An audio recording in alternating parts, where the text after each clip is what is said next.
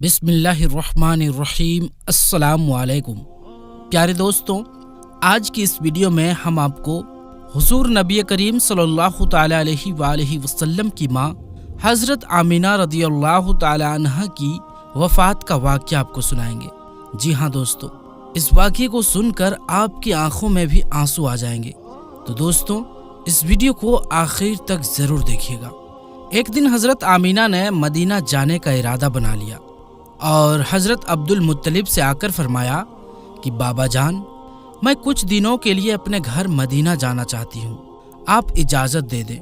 हज़रत अब्दुल मुत्तलिब ने फरमाया कि ठीक है, चली जाओ। हज़रत आमिना ने सफ़र का सामान तैयार किया और अपनी कनीज़ उम्मे ऐमन और हमारे हुजूर नबी करीम सल्लल्लाहु ताला अलैहि वसल्लम को लेकर एक ऊँटनी से मदीना की तरफ चल पड़ी। उस वक्त हमारे हुजूर सल्लल्लाहु अलैहि वसल्लम की उम्र मुबारक सिर्फ 6 साल थी। मक्का से मदीना की दूरी लगभग 400 किलोमीटर है। उस वक्त लोगों की आबादी बहुत कम थी। रास्ते में सन्नाटा ही सन्नाटा था। हर तरफ एक वीरानी और वहशत सी महसूस होती थी। लेकिन ये 3 लोगों का काफिला धीरे धीरे मदीना की तरफ बढ़ता जा रहा था। इस काफिले में मर्दों में सिर्फ एक 6 साल का बच्चा था। रास्ते भर हजरत आमिना की आंखों में कभी आंसू भर आते और अब कभी दिल में एक तड़प उठती कि आज मैं अपने शौहर अब्दुल्लाह की कब्र पर जा रही हूँ। मैं जाकर मदीना में रहने वाले लोगों से पूछूंगी कि वो क्या मंजर था जब मेरे शौहर अपनी जिंदगी की आखिरी सांसें ले रहे थे। उन्हें कैसा दर्द था। मैंने तो अभी अपने शौहर के साथ एक जिंदगी की शुरुआत की थी। शादी को सिर्फ 2 ही महीने गुजरे थे कि वो मुझे हमेशा के लिए छोड़कर चले गए। आज 6 साल वक्त गुजर चुके हैं। मैं उन्हीं की यादों का सहारा बनकर जिंदगी गुजार रही हूँ। पुरानी यादों का एक तूफान था जो हजरत आमिना के दिलों में बरपा था। ऊँटनी मदीना की तरफ बढ़ती गई। 10 दिनों का सफर करके हजरत आमिना मदीना पहुंची। घर पहुंचते ही हजरत आमिना ने जैसे ही अपनी अम्मी को 6 साल के बाद देखा तो शौहर का वो गम जो अभी तक दिल में था उभर कर चेहरे पर आ गया और फिर हजरत आमिना अपनी अम्मी से लिपट कर जोर जोर से रोने लगी। हजरत आमिना के आंसू ही आज सारे घर वालों को उनकी दर्द भरी दास्तान सुना रहे थे कि इस 25 साल की नौजवान लड़की आमिना ने इतनी कम उम्र में कैसे कैसे गम बर्दाश्त किए हैं, लेकिन जुबान से एक लफ्ज भी ना बोला। आज जब 6 सालों बाद अपनी माँ पर नजर पड़ी तो हजरत आमिना अपने आप पर काबू ना कर सकी और अपनी अम्मी से लिपट कर सब कुछ कह डाला। हजरत आमिना की अम्मी अपनी बेटी को दिलासा दे रही थी और कह रही थी कि बेटी परेशान ना हो, अल्लाह तुझे इसका बेहतर बदला अता फरमाएगा। हजरत आमिना की अम्मी ने जब हुजूर सल्लल्लाहु अलैहि वसल्लम को देखा तो बहुत खुश हुई और हर एक के सामने तारीफें करते ना थकती कि जरा मेरे नवासे को तो देखो, अल्लाह ने उसे कैसी खूबसूरती अता फरमाई है। 2 दिनों बाद हजरत आमिना अपने शौहर अब्दुल्लाह की कब्र पर पहुंची। कब्र के पास बैठकर बहुत देर तक रोती रही और दिल ही दिल में अपने शौहर से कुछ कह रही थी। शायद वो कह रही होंगी कि ऐ अब्दुल्लाह, तुम मुझे इतनी जल्दी छोड़कर क्यों चले गए? मैंने तो तुम्हारे साथ सारी जिंदगी गुजारने के सपने देखे थे, लेकिन तुमने तो मुझे जिंदगी के सफर में अकेला ही छोड़ दिया। मुझे तुम्हारे बगैर बिल्कुल भी अच्छा नहीं लगता। ऐ अब्दुल्लाह, काश कि तुम जिंदा होते तो आज अपनी इस आमिना का गम देखते। मैं तो घर में उम्मीद लगाए बैठी थी कि आप 2 महीने में वापस आ जाएंगे, लेकिन आप तो अभी तक वापस ना आए। ऐ अब्दुल्लाह, काश कि तुम जिंदा होते तो आज अपने इस चांद जैसे खूबसूरत बच्चे को देखते कि अल्लाह ने तेरे बच्चे को कैसा हुस्न अता फरमाया है। ऐ अब्दुल्लाह, काश कि तुम जिंदा होते तो अपने इस यतीम बच्चे को अपने कांधों पर बिठाकर बाजारों में घुमाते, उसके लिए अच्छे अच्छे खिलौने लाते, उसे अपने हाथों से खाना खिलाते। लेकिन ऐ अब्दुल्लाह, आज ये तुम्हारा चांद सा खूबसूरत बच्चा यतीम हो गया है। उसके सर से बाप का साया उठ चुका है। तेरा ये प्यारा बच्चा अपनी जुबान से तो कुछ नहीं बोलता, लेकिन उसके दिल में भी मोहल्ले के दूसरे बच्चों को देखकर ये ख्याल जरूर आता होगा कि ऐ काश मेरे अब्बा जिंदा होते तो वो भी मुझे अच्छे अच्छे खिलौने लाकर देते, मुझे बाजारों में घुमाते और मुझे प्यारे प्यारे कपड़े पहनाते। हजरत आमिना अपने शौहर की कब्र के पास बैठी बराबर रोए जा रही थी और फिर शाम होते होते अपनी बांदी उम्मे ऐमन और हुजूर सल्लल्लाहु अलैहि वसल्लम के साथ घर वापस आ गई। हजरत आमिना ने 1 महीना अपने मायके मदीना में दिन गुजारा और फिर एक दिन अपनी माँ से कहा कि अम्मी जान, अब मैं घर वापस जाना चाहती हूँ, आप मुझे इजाज़त दे दें। माँ से इजाज़त लेकर हज़रत आमिना मक्का की तरफ चल पड़ी। ऊँटनी पर सबसे आगे हमारे हुजूर नबी पाक सल्लल्लाहु ताला अलैहि वसल्लम बैठे हुए थे, फिर हज़रत आमिना और सबसे पीछे हज़रत उम्मे ऐमन, और फिर ये 3 लोगों का काफिला मक्का की तरफ रवाना हो गया। 3 दिनों के सफर के बाद ये काफिला अरब की सबसे वीरान जगह से गुजर रहा था। उस जगह का नाम अबवा है। हर तरफ सन्नाटा ही सन्नाटा था, घनी झाड़ियां, काले स्याह पहाड़। शाम का वक्त था और इस रेगिस्तानी वीरान इलाके से इन 3 लोगों का काफिला मक्का की तरफ चलता जा रहा था। हजरत आमिना जब से अपने शौहर की कब्र से वापस आई थी तो वो बहुत मायूस सी लग रही थी। वो बड़ी खामोश रहती थी। रास्ते भर वो अंदर ही अंदर आंसुओं के घूंट पी रही थी, लेकिन अपने इस मासूम बच्चे के सामने कुछ भी जाहिर नहीं कर रही थी कि कहीं मेरे बच्चे को कोई तकलीफ ना हो। अबवा के मकाम पर पहुंचकर अचानक हजरत आमिना की तबीयत कुछ सही नहीं लग रहा था और उन्होंने हजरत उम्मे ऐमन को फौरन बताया कि मुझे ठीक नहीं लग रहा है। हजरत उम्मे ऐमन ने हजरत आमिना से कहा कि आप परेशान ना हो, मैं ऊँटनी को किसी ऊंची जगह पर रोकती हूँ। और फिर हजरत उम्मे ऐमन ऊँटनी को एक ऊंचे टीले पर लेकर पहुंची। उस जगह पर पत्थर का एक दरख्त सा बना हुआ था। उन्होंने हजरत आमिना को ऊँटनी से उतारकर उस पत्थर पर लिटा दिया। हजरत आमिना को कुछ तकलीफ सी महसूस हो रही थी, शायद कुदरत को कुछ और ही मंजूर था। हमारे हुजूर अपनी अम्मी को घबराई हुई निगाहों से देख रहे थे। वो समझ नहीं पा रहे थे कि मेरी अम्मी को क्या हो रहा है। हुजूर सल्लल्लाहु अलैहि वसल्लम की उम्र उस वक्त सिर्फ 6 साल थी। आंखों में आंसू भरे हुए थे, दिल घबरा रहा था और बार बार हमारे हुजूर अपनी अम्मी को कह रहे थे कि अम्मी जान, आप मुझसे बात क्यों नहीं कर रही हो? आप खामोश क्यों हो? मुझसे बात करो अम्मी।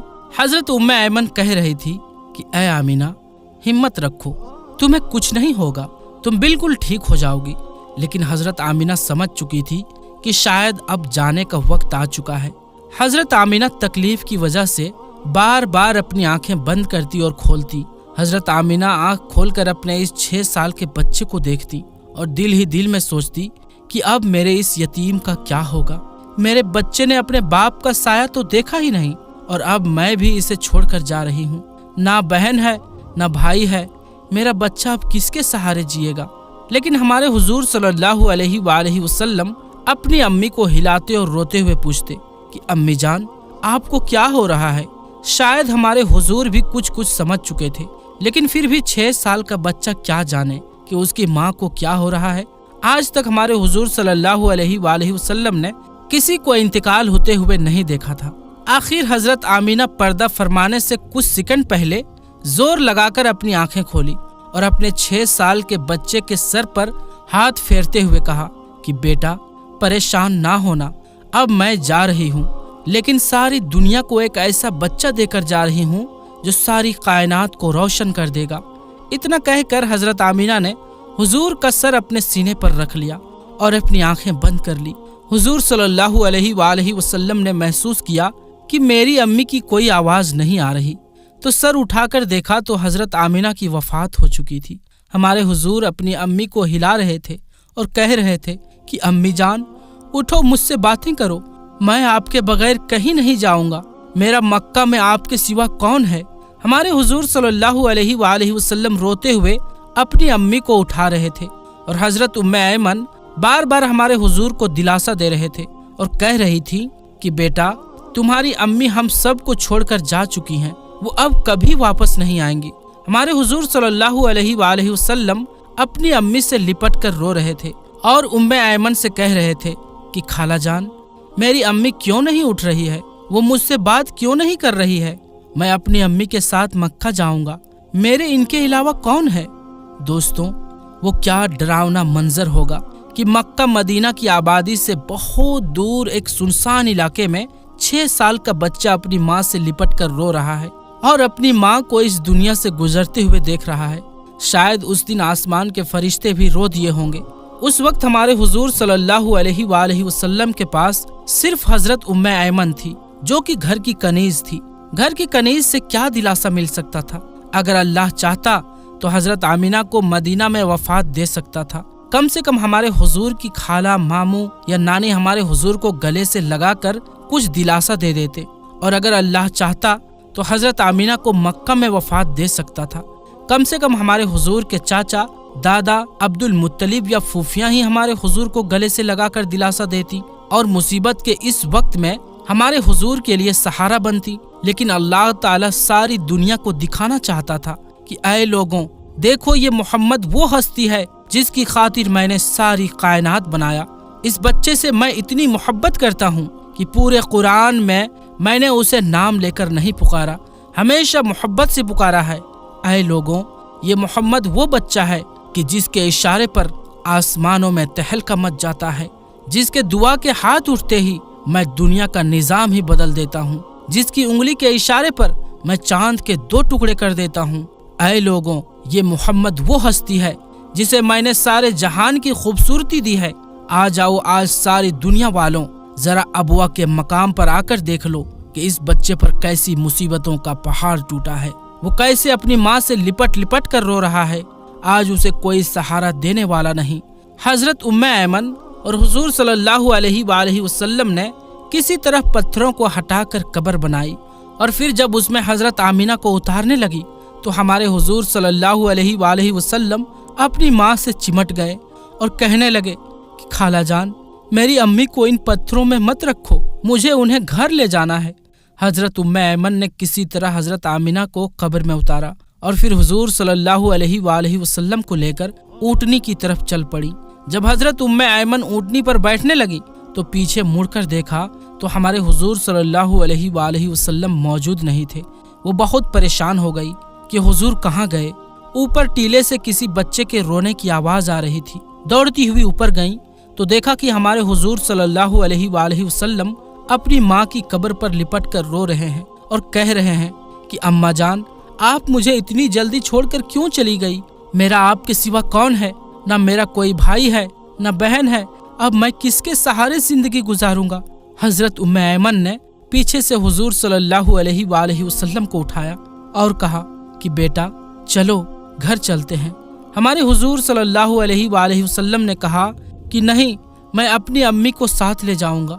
हजरत उम्मे ऐमन ने किसी तरह हुजूर को अपनी गोद में उठाकर ऊँटनी पर बिठाया और मक्का की तरफ चल दी। हजरत उम्मे ऐमन फरमाती हैं कि जब तक आमिना की कब्र नजर आती रही, हमारे हुजूर बार बार अपनी अम्मी की कब्र को देखते जा रहे थे और मुझसे कह रहे थे कि खाला जान, मुझे मेरी माँ के पास ले चलो, उनके बगैर मक्का नहीं जाऊंगा।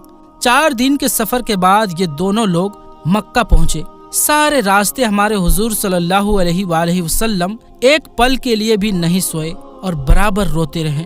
जब हजरत उम्मे ऐमन हमारे हुजूर सल्लल्लाहु अलैहि वसल्लम को लेकर मक्का पहुंची तो अब्दुल मुत्तलिब ने ऊँटनी की तरफ देखते हुए पूछा कि ऐ उम्मे ऐमन, आमिना कहाँ है? तुम तो 3 लोग गए थे, फिर 2 लोग क्यों वापस आए?